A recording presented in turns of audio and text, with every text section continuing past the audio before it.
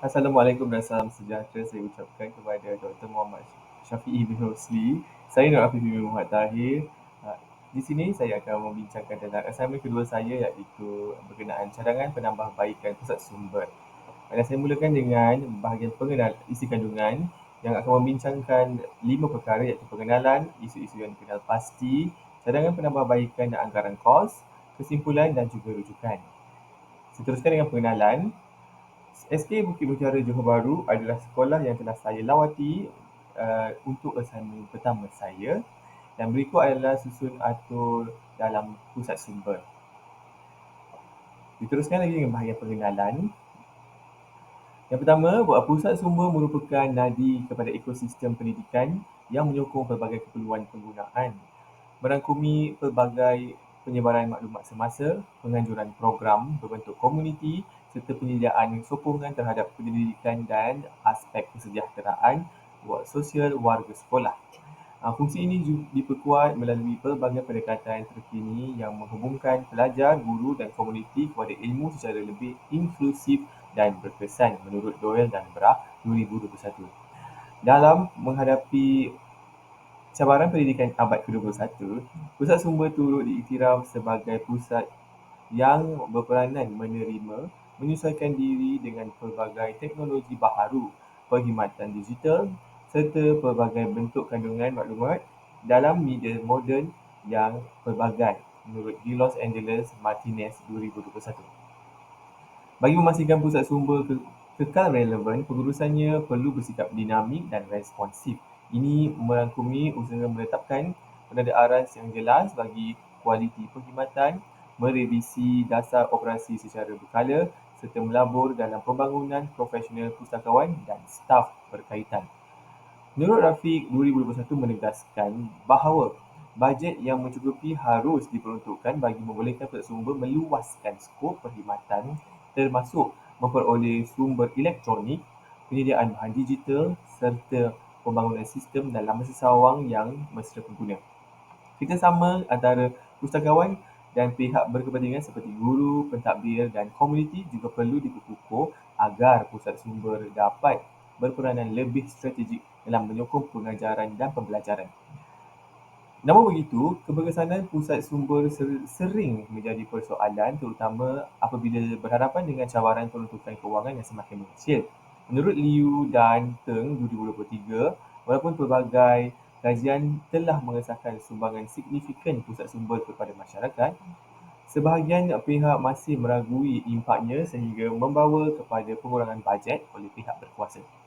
Realitinya, walaupun terdapat sokongan kewangan daripada pelbagai peringkat, kerajaan dan sumbangan luar, kekangan dana kekal menjadi isu utama yang membatasi keupayaan pusat sumber untuk melaksanakan penambahbaikan secara menyeluruh. Dalam keadaan ini, pengurusan pusat sumber perlu bersikap lebih proaktif dan strategik. Perkhidmatan yang berkualiti tinggi dan berfokus kepada keperluan pengguna menjadi kunci kepada keberkesanan operasi pusat sumber. Hubungan dengan komuniti perlu diperkukuh, teknologi dimanfaatkan secara optimum dan inovasi dalam penyampaian maklumat serta sentiasa digalakkan agar pusat sumber dapat terus berperanan sebagai wahana utama penyebaran ilmu dan pembangunan sahsiah. Baiklah, diteruskan lagi. Bahagian pengenalan sudah selesai. Kita teruskan dengan isu-isu yang dikenal pasti. Semasa lawatan saya ke pusat sumber untuk tugasan 1, saya telah mendapati bahawa pusat sumber tersebut perlu menambah baik beberapa perkhidmatan dan infrastrukturnya agar dapat menyediakan persekitaran pembelajaran yang lebih kondusif kepada para pengguna. Berikut adalah kategori-kategori yang telah saya susun semula. Bagi kategori teknologi, isu pertama, komputer tidak mencukupi, hanya 2 unit, dan isu yang kelima, platform dalam talian tidak dimanfaatkan. Bagi kategori infrastruktur, isu yang kedua iaitu tiada bilik perbincangan atau meja Carol, dan isu yang kesembilan, tiada sudut bacaan santai. Bagi kategori keselamatan, isu yang ketiga iaitu tiada loker barang berharga. Isu yang keempat, tiada sistem CCTV. Isu yang ke-11, tiada laluan kecemasan. Bagi kategori perkhidmatan pula, isu yang keenam iaitu sistem sirkulasi yang tidak dalam talian. Isu yang ke-10, tiada penggalan data akademik percuma. Kategori yang terakhir iaitu kemudahan. Isu yang ke-7, tiada ruang kafe mini. Dan isu yang ke-8, sudut pameran tidak terurus. Seterusnya adalah cadangan penambahbaikan dengan anggaran kos. Untuk cadangan penambahbaikan ini, saya akan bincangkan juga sekaligus dengan kos yang relevan. Baiklah, saya mulakan dengan yang pertama, iaitu isu pertama, komputer tidak mencukupi. Baik. Untuk meningkatkan akses kepada pelbagai maklumat digital, pusat sumber dicadangkan untuk menambahkan 2 hingga 3 unit komputer baharu.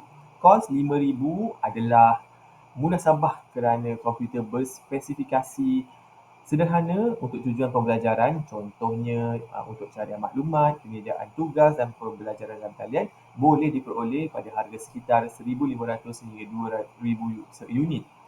Ini sudah memadai untuk memenuhi keperluan murid sekolah rendah tanpa perlu menggunakan spesifikasi komputer yang terlalu tinggi. Baiklah, teruskan dengan isu kedua iaitu tiada bilik perbincangan atau meja Carol. Cadangan membina satu bilik perbincangan kecil dan beberapa meja Carol individu dianggarkan menelan kos sekitar RM7,000. Kos ini meliputi pembinaan dinding pemisah sederhana, pemasangan pintu serta pembelian perabot asas seperti meja, kerusi dan lampu. Di sekolah rendah, ruang tidak perlu terlalu besar. Jadi kos ini adalah sesuai dan berpatutan. Seterusnya, isu yang ketiga ialah tiada loker barangan berharga. Kos untuk penyediaan kira-kira 10 unit loker berkunci dianggarkan sekitar RM3,000. Loker bersaiz sederhana sesuai untuk menyimpan beg atau komputer riba kecil. Dan harga pasaran bagi satu unit loker berkualiti sederhana adalah sekitar RM250 sehingga RM300 seunit, termasuk pemasangan. Ini dapat memenuhi keperluan keselamatan barangan peribadi murid dan guru. Diteruskan dengan isu yang keempat iaitu tiada sistem CCTV. Bagi meningkatkan aspek keselamatan, pemasangan 2 unit CCTV mini dianggarkan memerlukan kos sekitar RM2,000, termasuk peralatan kamera, perekod video, pemasangan dan konfigurasi asas. Ini cukup untuk memantau kawasan pintu masuk dan kaunter utama pusat sumber tanpa menambah kos berlebihan. Diteruskan dengan isu yang kelima iaitu platform dalam talian tidak dimanfaatkan. Baiklah, pengaktifan dan pengurusan akaun media sosial rasmi seperti Facebook atau Instagram memerlukan sedikit pembelanjaan untuk bayaran reka bentuk grafik, promosi berbayar atau latihan staf menguruskan akaun. Dengan anggaran RM500 setahun, pusat sumber dapat menjalankan promosi secara aktif dan efektif dengan kos yang rendah. Isu berikutnya berkaitan dengan sistem sirkulasi tidak dalam talian. Bagi membolehkan pengguna menyimak status peminjaman dan memperbaharui bahan secara kendiri, pusat sumber perlu menaik taraf pada sistem dalam talian asas. Anggaran RM6,000 adalah realistik untuk pembelian sistem pengurusan perpustakaan peringkat asas, pemasangan perisian serta latihan penggunaan untuk pengawas pusat sumber.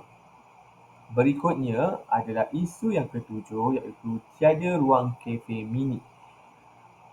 Mewujudkan sudut kafe mini yang sederhana dengan meja, kerusi santai dan mesin minimum dianggarkan memerlukan kos RM8,000. Ini termasuk pembelian 3 hingga 5 set meja kecil, beberapa kerusi santai dan sebuah mesin air minuman automatik atau vending machine mini sesuai dengan persekitaran sekolah rendah. Diteruskan dengan isu yang ke-8 iaitu sudut pameran tidak terurus. Untuk menarik minat murid terhadap bahan bacaan baharu, sudut pameran bertema kecil perlu dibangunkan. Kos RM2,000 adalah cukup untuk pembelian rak pameran mudah alih, papan notis kreatif, pencahayaan sederhana dan peralatan pameran bertema yang boleh dikemas kini secara berkala. Isu yang ke-9 ialah tiada sudut pembacaan santai. Untuk ini, mewujudkan satu sudut bacaan santai yang dilengkapi kerusi tinggi dan meja kecil dianggarkan menelan kos sekitar RM3,000. Harga pasaran kerusi bacaan ergonomik dan meja santai sederhana adalah berpatutan. Dan sudut ini akan memberikan suasana membaca yang lebih santai serta menarik minat murid. Seterusnya, ini adalah cadangan susunan kedudukan kaunter sirkulasi, kafe dan sudut bacaan santai berkerusi tinggi dalam pusat sumber sekolah berkenaan. Diteruskan dengan isu yang ke-10 iaitu tiada pengkalan data akademik percuma. Untuk memperkasa pembelajaran dan penyelidikan murid serta guru, langganan kepada satu atau dua pengkalan data akademik asas seperti EBSCO, Host atau Education Source boleh diperoleh dengan kos tahunan sekitar RM5,000. Ini akan membolehkan akses kepada bahan digital seperti artikel, jurnal pendidikan dan e-book secara sah. Berikut adalah contoh-contoh gambaran data akademik percuma daripada beberapa universiti di Malaysia. Baiklah, isu yang ke-11 iaitu tiada laluan kecemasan. Untuk meningkatkan tahap keselamatan pengguna pusat sumber, penyediaan satu laluan kecemasan lengkap dengan pintu keluar khas, papan tanda exit bercahaya dan lantai pelarian dianggarkan memerlukan kos RM4,000. Kos ini termasuk pemasangan pintu kecemasan, sistem amaran asas dan papan tanda keselamatan. Baiklah, ini adalah jumlah keseluruhan anggaran kos yang dianggarkan menelan belanja RM45,500. Seterusnya kita pergi kepada kesimpulan. Baiklah, transformasi pusat sumber untuk masa hadapan. Kejayaan sebuah organisasi dalam mengekalkan perkhidmatan dan memperkenal inovasi baru bergantung kepada kebolehan mereka menyesuaikan diri dengan keperluan penggunaan dan perubahan semasa. Berdasarkan penilaian yang dilakukan, pusat sumber yang telah saya rawati perlu melaksanakan penambahbaikan yang disadangkan agar dapat memenuhi jangkaan dan keperluan komuniti pengguna yang semakin dinamik.